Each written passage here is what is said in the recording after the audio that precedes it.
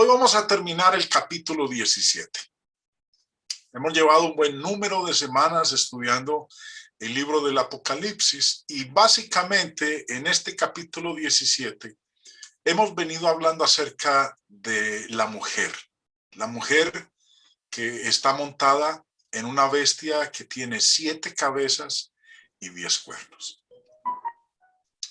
El versículo 15 de este capítulo 17, el ángel continúa explicándole a Juan la identidad de esa mujer.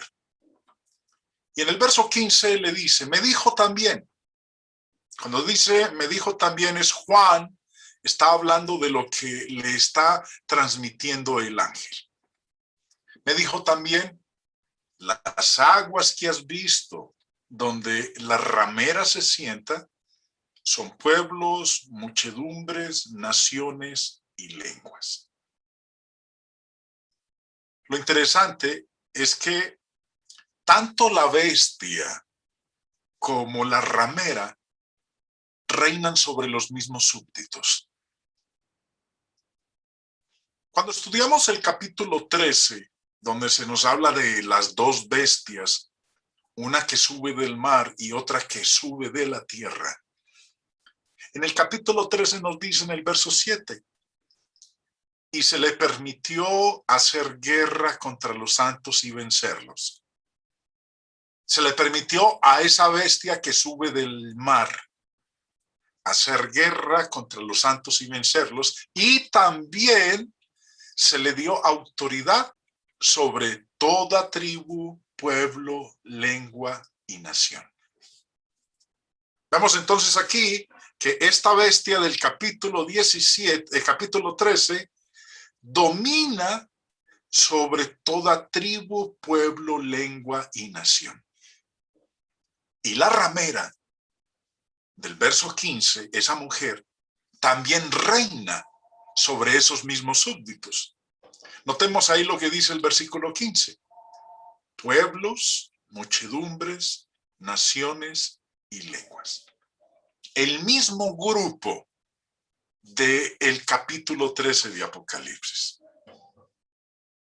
Ahora, en el verso 1, la mujer es presentada, en este versículo 15 se nos habla de que esta mujer se sienta sobre las aguas. Me dijo también, las aguas que has visto donde la ramera se sienta.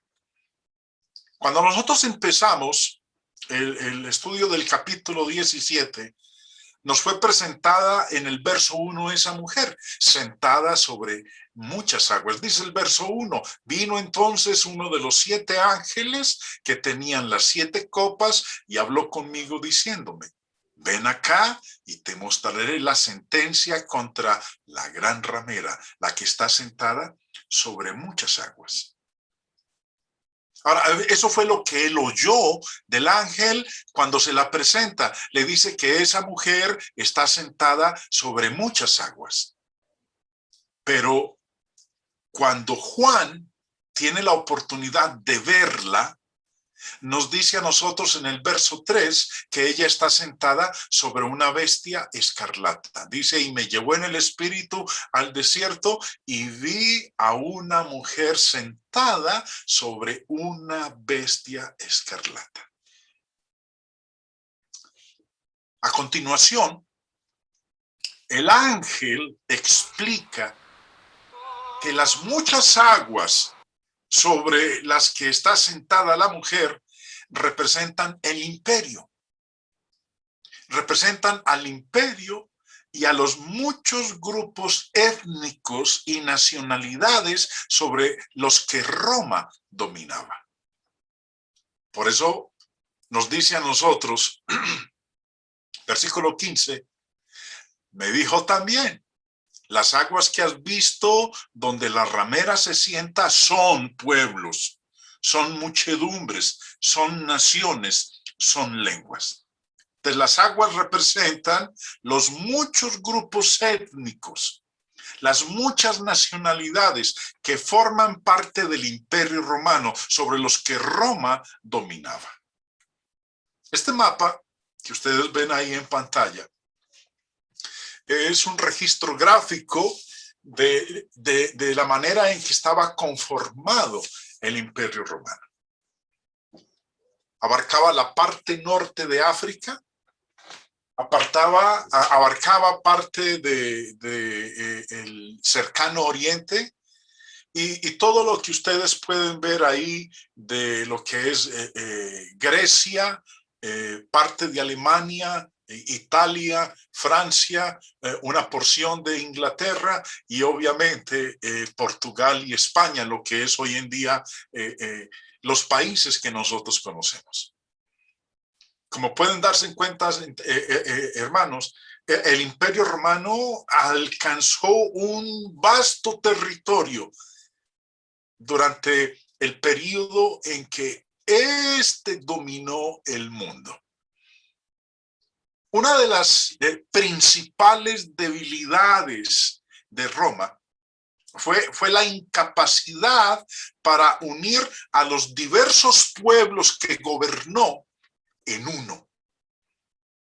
Roma pudo conquistar y pudo controlar por la fuerza, pero no tenía un poder cohesivo con el cual cimentar a los conquistados en un reino homogéneo. Y esta debilidad era algo que había sido revelado en el Antiguo Testamento en el sueño que tuvo Nabucodonosor cuando tuvo el sueño de esa imagen, la estatua, que la cabeza era de oro, el pecho y los brazos eran de plata, el vientre y los muslos eran de bronce y los pies eran en parte de hierro y en parte de barro cocido. Recuerden que cada uno de estas divisiones representaba un imperio. El imperio babilónico, seguido por el imperio medo-persa, después por el imperio griego y finalmente por el imperio romano. Ahora, como dije hace un momento, una de las principales debilidades de Roma fue la incapacidad para unir a los diversos pueblos en uno. Todos esos pueblos que ellos conquistaron y gobernaron y que formaron parte del Imperio Romano. Nabucodonosor, para los que han leído el capítulo 2 de Daniel, y saben muy bien que esos pies en parte de hierro y en parte de barro cocido representaban este imperio, el Imperio Romano. Y en el sueño de Nabucodonosor, cuando Daniel se lo explica y le da la interpretación, la explicación, le dijo, Daniel 2:41, y lo que viste de los pies y los dedos, en parte de barro cocido de alfarero y en parte de hierro, será un reino dividido. Mas habrá en él algo de la fuerza del hierro, así como viste hierro mezclado con barro cocido. Y continúa en el verso 42 y 43, y por ser los dedos de los pies en parte de hierro y en parte de barro cocido, el reino será en parte fuerte y en parte frágil. Así como viste el hierro mezclado con barro, se mezclarán por medio de alianzas humanas, pero no se unirán el uno con el otro, como el hierro no se mezcla con el barro. Esa era la característica del Imperio Romano. Conquistó pueblos, conquistó naciones, se hicieron alianzas, pero no se unieron el uno con el otro. Porque finalmente lo que procuraron muchos de ellos después de ser anexados al Imperio Romano es que buscaron la manera de liberarse del dominio y el control del Imperio Romano. De eso es de lo que nos está hablando en este capítulo 17 del libro del Apocalipsis. Verso 16. Y los 10 cuernos que viste en la bestia, estos aborrecerán a la ramera y la dejarán desolada y desnuda, y devorarán sus carnes, y la quemarán con fuego. La primera parte del verso 16 dice, y los 10 cuernos que viste en la bestia, estos aborrecerán a la ramera. Los 10 cuernos. Recuerden que estamos hablando de símbolos, de figuras. Los números en Apocalipsis no son números literales, representan algo. Y los 10 cuernos son los futuros reyes o reinos que surgirían, que se unirían a la potencia mundial, al Imperio Romano, pero que al mismo tiempo la odiarían. Buscarían destruirla, buscarían derrocarla, buscarían librarse de ella. Versículo 12 dice, y los 10 cuernos que has visto. Recuerda que esto ya lo estudiamos nosotros en la segunda parte del estudio del capítulo 17. Y los 10 cuernos que has visto son 10 reyes que aún no han recibido el reino. Pero por una hora recibirán autoridad como reyes juntamente con la bestia. El ángel le está explicando entonces a Juan el significado de cada uno de estos detalles que está mencionando. Estos reyes se unirían a la potencia mundial, pero no solamente se unirían a ella, sino que también la aborrecerían, odiarían a la ramera. Los hombres malvados, llenos de celo, odio y codicia, finalmente traerían su propia destrucción. Muchos de los reyes de estos países conquistados por el Imperio Romano se convirtieron en títeres de Roma y siempre estuvieron celosos de sus amos. Aunque reinaron en una unidad con la bestia, siempre buscaron todas las oportunidades para derrocar a la gran ramera a fin de obtener poder para ellos mismos. Y los 10 cuernos. Esos 10, como dije hace un momento, los números en Apocalipsis son simbólicos. Nosotros no podemos mirarlos de una manera literal, que fueran literalmente 10. El número 10 es un número simbólico y 10 es el número de poder en la Biblia. Y dice que estos 10 cuernos, que son 10 reyes, aún no han recibido el reino. En otras palabras, miran hacia el futuro, cuando van a poder reinar. Y la última parte del verso 12 dice, recibirán autoridad como reyes, juntamente con la bestia. Sirvieron por intereses egoístas, disfrutando de los lujos que Roma podía conferir. Ahora, hay dos explicaciones de esta tercera parte del verso 12, que recibirán autoridad como reyes juntamente con la bestia. Una de ellas, es posible que estos sean los reyes que iban a ser reunidos para la guerra. De eso estuvimos estudiando nosotros en el capítulo 16. De esos espíritus demoníacos en forma de ranas que representaban al dragón, a la bestia y al falso profeta. Volvamos al capítulo 16, allá en el verso 14, donde dice, pues estos son espíritus de demonios que hacen señales y van a los reyes de la tierra en todo el mundo para reunirlos a la batalla de aquel gran día del Dios Todopoderoso. Esa es una posible explicación.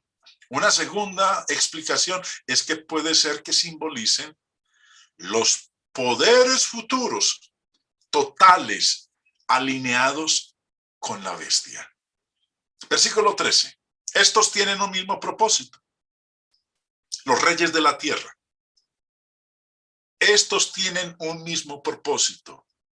y entregarán su poder y su autoridad a la bestia. Estamos hablando, recuerden el mapa que vimos hace un momento de cómo estaba conformado el Imperio Romano. Se está refiriendo a cada una de esas naciones, a cada uno de los reyes de esas naciones que entregarían su poder y su autoridad a la bestia. Tienen un propósito básico: obedecer a Roma. Verso 14. Pelearán contra el Cordero. La bestia y esos 10 reyes pelearán contra el Cordero, pero mire lo que dice: el Cordero los vencerá, porque Él es Señor de señores y Rey de reyes, y los que están con Él son llamados y elegidos y fieles. Este versículo, hermanos, nos está hablando a nosotros de el tema del Apocalipsis. Este solo versículo define el tema del Apocalipsis: el derrocamiento, la derrota de los enemigos del Cordero y de su pueblo. Serán vencidos. El Cordero los vencerá. Pelearán contra él, pero el Cordero los vencerá. Que ese es el tema básico de todo el libro del Apocalipsis. El triunfo final del Cordero de Dios y de su pueblo. Una vez más, volviendo al diagrama, al mapa donde se nos muestra a nosotros lo que era el Imperio Romano, nos dice ahí, volviendo a leerlo, que Daniel le dice a Nabucodonosor: y lo que viste de los pies y de los dedos, en parte de hierro y en parte de barro cocido de alfarero y en parte de hierro, será un reino dividido. Mas habrá en él algo de fuerza del hierro, así como viste hierro mezclado con barro cocido. Y por ser los dedos de los pies en parte de hierro y en parte de barro cocido, el reino será en parte fuerte y en parte frágil. Así como viste el hierro mezclado con barro, se mezclarán por medio de alianzas humanas, pero no se unirán el uno con el otro, como el hierro no se mezcla con el barro. Vemos entonces que esto que profetizó Daniel 500 años antes se cumpliría, y se cumplió, porque Roma fue derrocada. Roma cayó, el Imperio Romano cayó. Roma nunca pudo unificar a cada una de las naciones que entraron a formar parte del imperio. Constantemente se generaban levantamientos a través del imperio, porque una nación buscaba liberarse e independizarse del dominio romano. E inmediatamente tenían que enviar una legión o varias legiones para apaciguar esa rebelión que había surgido en X o Y parte del territorio que componía el Imperio Romano. Lo que es interesante es lo que nos dice a continuación en el verso 16. Que esos 10 cuernos, que son 10 reyes, iban a dejar a la ramera, a la mujer, la dejarán desolada y desnuda, y devorarán sus carnes y la quemarán con fuego. Aquellas naciones que habían dado primero su dominio, lo habían entregado al imperio, se habían sometido a ella, fuera porque hayan sido conquistadas o viendo que no tenían nada más que hacer que aceptar el dominio de Roma, tarde que temprano, como dice el verso 16, la dejarían desolada y desnuda, y devorarían sus carnes y la quemarían con fuego.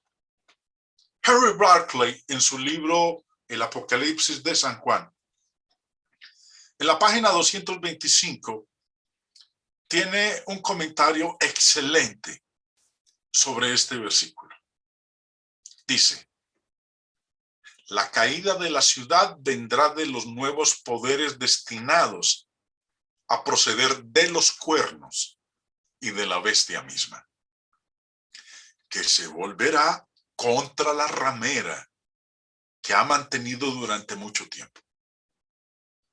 Los cambios repentinos del amor feroz al odio amargo, bastante familiar en la historia privada, encuentran su paralelo en la historia de las naciones. Y el vidente, que es el apóstol Juan, prevé que la caída de Roma vendrá de esta manera. Ya en su memoria, la capital había sido 2 veces en un año, en el 69 después de Cristo, antes de la destrucción de Jerusalén, escenario de carnicería y pillaje. Y aunque los emperadores Flavios inauguraron una paz que había durado más de 30 años, había signos ominosos de nuevos problemas.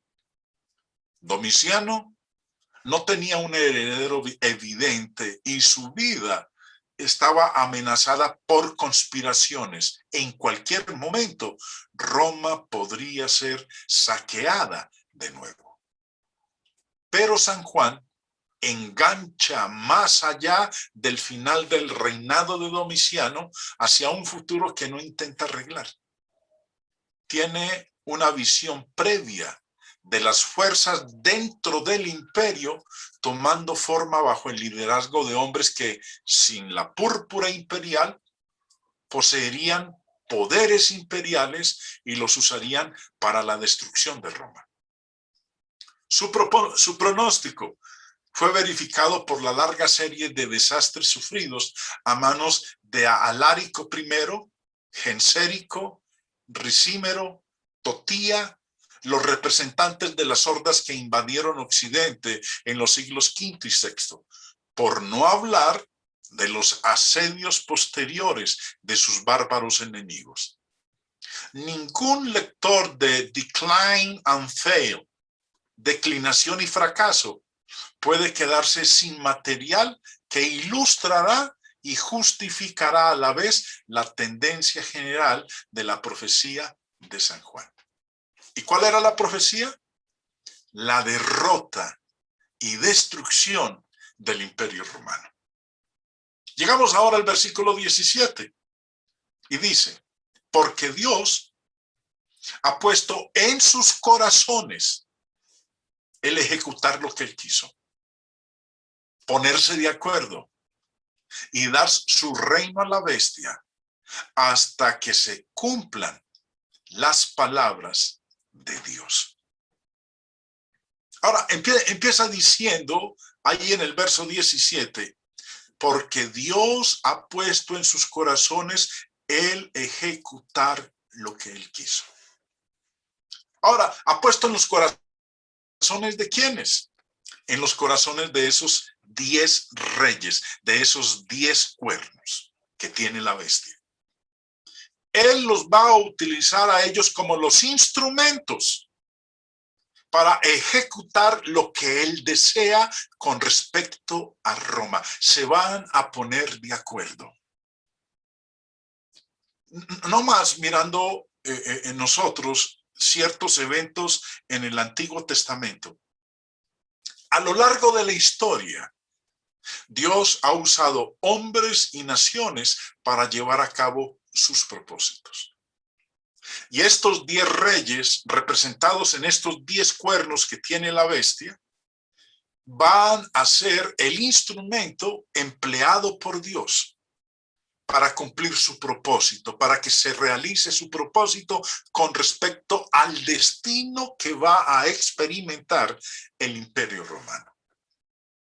Nada más mirando en el Antiguo Testamento, tenemos varios eventos que nos muestran, volviendo al texto anterior, que Dios usa hombres y naciones para ejecutar lo que Él quiere.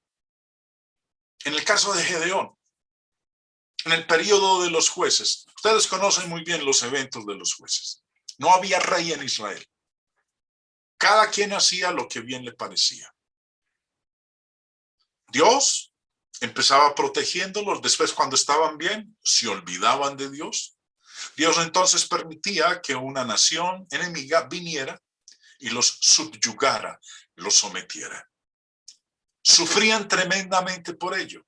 Entonces clamaban a Dios que por favor hiciera algo con ellos, que los liberara de esa opresión enemiga, y entonces Dios les levantaba un juez, y ese juez, instrumento de Dios, los liberaba de su opresor. Y mientras estaba vivo ese juez, la nación estaba con Dios.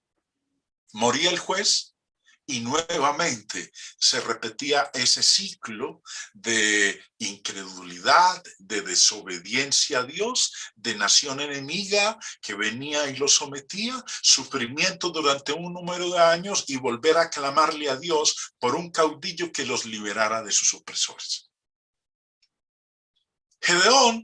Jueces capítulo 7 nos habla de Gedeón y cómo él con 300 hombres venció a un ejército de cientos de miles, solamente con 300 hombres. Primeramente, había llevado un ejército de 35,000 hombres, pero en el trayecto Dios le dijo que eran demasiados, que había que reducir ese número, y ese número se redujo hasta 300.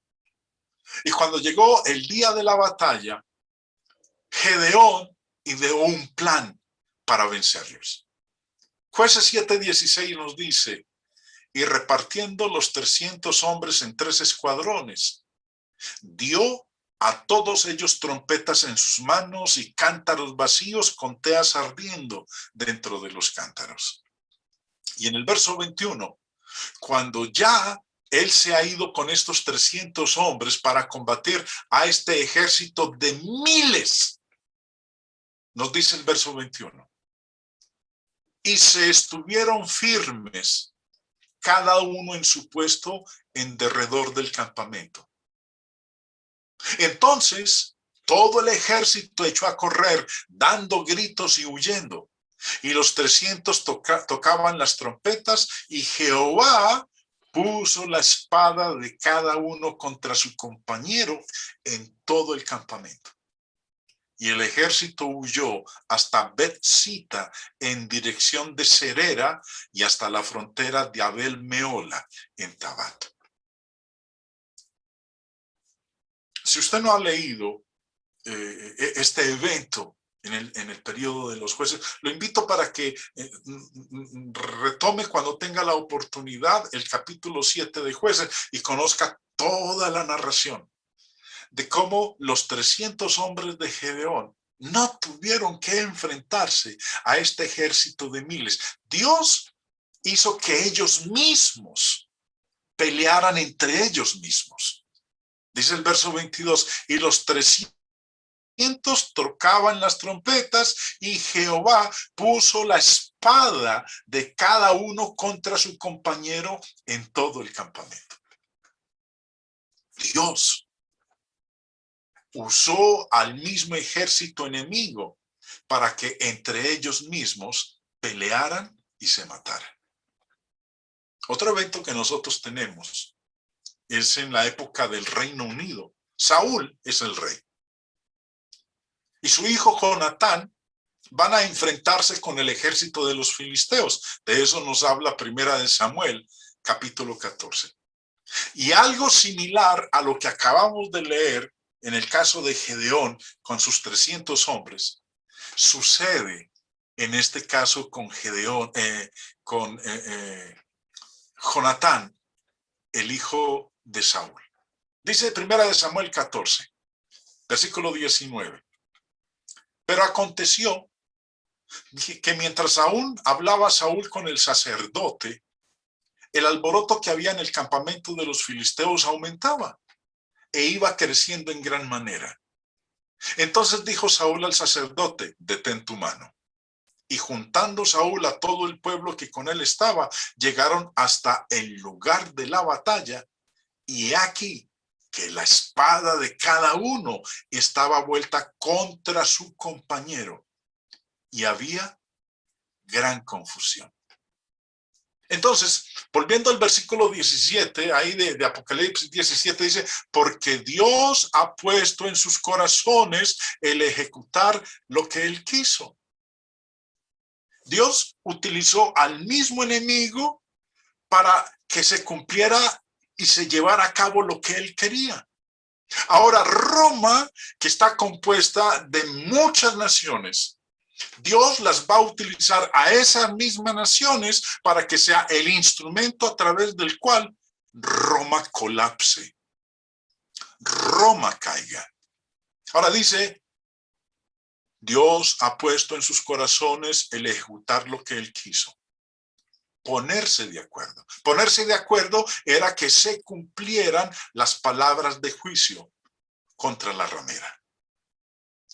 Señor Rice Summers, en su comentario del libro del Apocalipsis, nos da una explicación muy sencilla acerca de este versículo 17. Recuerden lo que nosotros habíamos leído con respecto al sueño de Nabucodonosor. Y también nos habla allá en el capítulo 4 de Daniel que Dios gobierna en los reinos de los hombres y permite que estos reyes títeres sirvan a los asuntos de Roma hasta el momento en que Él levante otra nación. Señor Summers comenta de esta manera. Además, vendría el tiempo en que estas provincias participarían en la obra de destruir a Roma.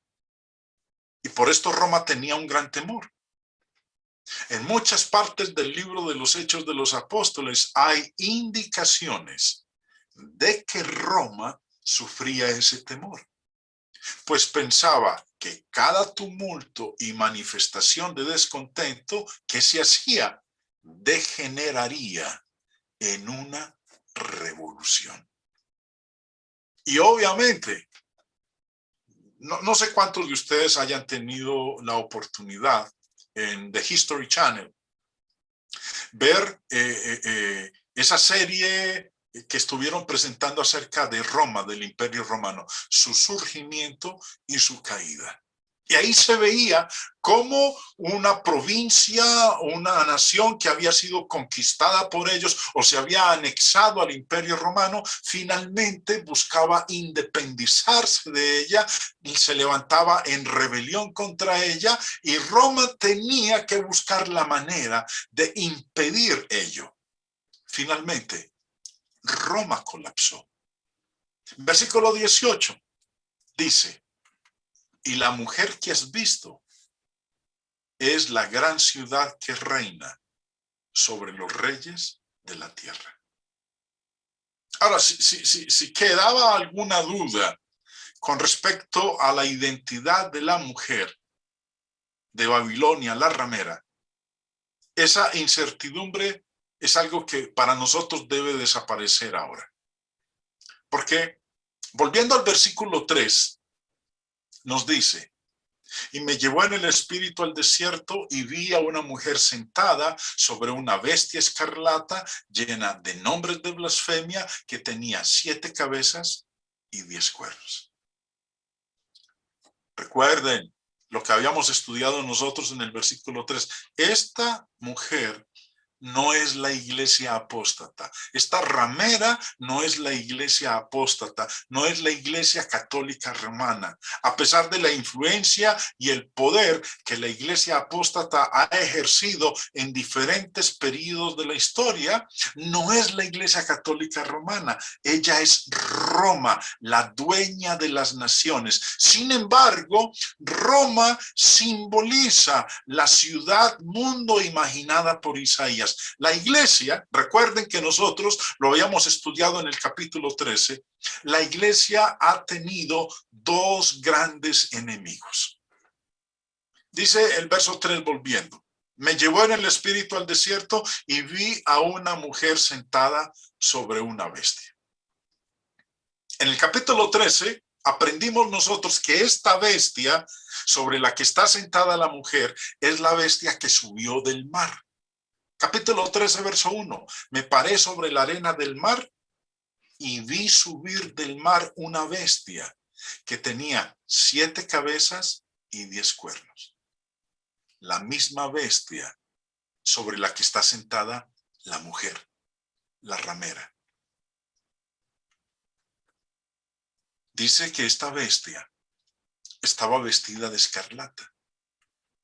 El escarlata, en esa época, era el símbolo del lujo y el esplendor, y proporcionando una marca de distinción. Recuerden que cuando el Señor Jesucristo fue azotado por los soldados romanos antes de llevarlo a la crucifixión, le pusieron una corona de espinas y un manto escarlata, y se burlaban de él, y le decían de esta manera. Y desnudándole, le echaron encima un manto de escarlata y pusieron sobre su cabeza una corona tejida de espinas y una caña en su mano derecha, e hincando la rodilla delante de él le escarnecían diciendo: salve Rey de los judíos. El escarlata era uno de los colores de la realeza, pero aquí estos soldados lo utilizaron en son de burla y de escarnecimiento hacia nuestro Señor Jesucristo. Dice, vi a una mujer sentada sobre una bestia. Recordemos que la mujer es Roma. La bestia es el imperio. Y lo que muestra aquí de una mujer sentada sobre una bestia indica su control de guía. Y la bestia a su vez la sostiene y la levanta como una reina. Volviendo al versículo 7, esto lo vimos en la primera lección, estamos en la tercera parte del capítulo 17. En el verso 7 habíamos leído: y el ángel me dijo, ¿por qué te asombras? Yo te diré el misterio de la mujer y de la bestia que la trae, la cual tiene las 7 cabezas y los 10 cuernos. Esto es lo que hemos venido nosotros observando en todo este capítulo 17. La identidad de la mujer y de la bestia que la trae. Versículo 5. En su frente esta mujer tenía un nombre escrito, un misterio: Babilonia la Grande, la madre de las rameras y de las abominaciones de la tierra. El señor Barclay, comentando sobre esta descripción que nos da en el verso 5, de que en su frente tiene un nombre escrito, nos dice, la mujer se dice que tiene un nombre en la frente. En Roma, las prostitutas de los burdeles públicos llevaban en la frente una cinta en la que ponían su nombre. Este es otro detalle gráfico del retrato de Roma como la gran prostituta corruptora de las naciones. Como decía hace un ratito, la iglesia ha tenido 2 grandes enemigos y un rival por el afecto que por derecho le pertenece. Los enemigos buscaban su destrucción. Los enemigos que buscaban su destrucción era la bestia del mar. Capítulo 13, verso 1 dice, me paré sobre la arena del mar y vi subir del mar una bestia que tenía 7 cabezas y 10 cuernos. Entonces, primer enemigo, sin tener en cuenta al diablo. Primer enemigo de la iglesia, la bestia que sube del mar. El segundo enemigo nos dice ahí mismo en el capítulo 13, versículo 11, después vi otra bestia que subía de la tierra y tenía 2 cuernos semejantes a los de un cordero, pero hablaba como dragón. 2 bestias, una que sube del mar, otra que sube de la tierra. Una es el mundo de poder que procuraría aplastar y pisotear al pueblo de Dios. Y la segunda bestia, la que sube de la tierra, era la religión falsa que exigía la adoración a la primera bestia. El rival, que también era enemigo, es el mundo que trataría de seducirla y persuadirla para que cometiera fornicación espiritual. La misma fornicación que cometieron las otras naciones que se entregaron a Roma y bebieron del cáliz de su fornicación.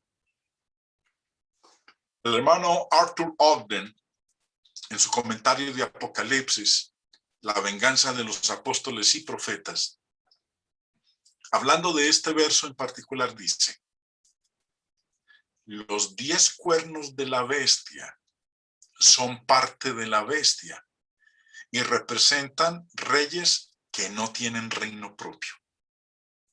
Porque la que reina es Roma, y estos reyes se han sometido a Roma. Por eso dice, no tienen reino propio. Esta era la naturaleza del procedimiento romano. Algunos territorios fueron reservados para ser gobernados por reyes. Estos, a su vez, dieron todo su poder al imperio. En este sentido gobernaron Herodes el Grande y Herodes Agripa. No eran más que reyes títeres que bailaban al son del emperador. Tenían un solo deseo: servir al imperio y a sus emperadores con toda su fuerza y poder. Solo en la historia pasada, como en los días gloriosos de David y Salomón, Jerusalén fue la gran ciudad de Dios que podía ejercer dominio sobre los reyes terrenales. Pero a mediados o a finales del primer siglo, Jerusalén ya no era la ciudad de Dios. Ni Dios le daba poder a Jerusalén como lo había hecho en el pasado. Ella, Jerusalén, se había convertido en un jugador menor entre las naciones. Roma, la mujer, era la ciudad que reinaba sobre los reyes de la tierra. Ella estaba sobre las aguas, montada en una bestia con 7 cabezas y 10 cuernos.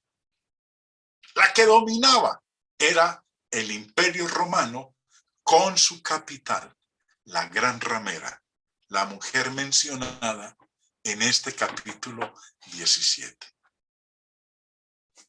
Todo el capítulo 17 nos habla a nosotros de la identidad de las aguas, de la mujer y de los cuernos. Roma. Todo el Imperio Romano con su capital.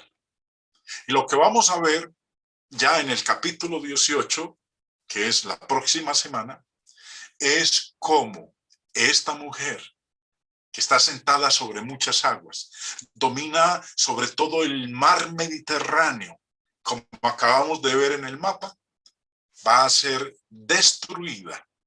Y los instrumentos utilizados por Dios, como acabamos de verlo, son aquellas mismas naciones que formaron su imperio. Él había dicho que las 7 cabezas, versículo 9, esto para la mente que tenga sabiduría, las 7 cabezas son 7 montes sobre los cuales se sienta la mujer. El gráfico que ustedes están viendo ahí en pantalla es una maqueta dándonos una descripción de la Roma del primer siglo. Y ustedes pueden ver ahí numerada las 7 colinas, los 7 montes sobre los cuales fue edificada la Roma del pasado. Porque la Roma actual es una ciudad con millones de habitantes, mucho más grande, pero esta era la Roma original. Las 7 colinas o los 7 montes sobre la cual había sido edificada. Por eso dice ahí en el verso 9, las 7 cabezas son 7 montes sobre los cuales se sienta la mujer. Hermanos, muchas gracias por acompañarnos durante estas 3 partes que estuvimos estudiando del capítulo 17 en la identidad de esa mujer. ¿Quién era ella? ¿Quiénes representaban las aguas y quiénes representaban esas 7 cabezas y esos 10 cuernos? Si Dios lo permite y aún estamos aquí, la próxima semana, el día miércoles, vamos a empezar entonces con el estudio del capítulo 18.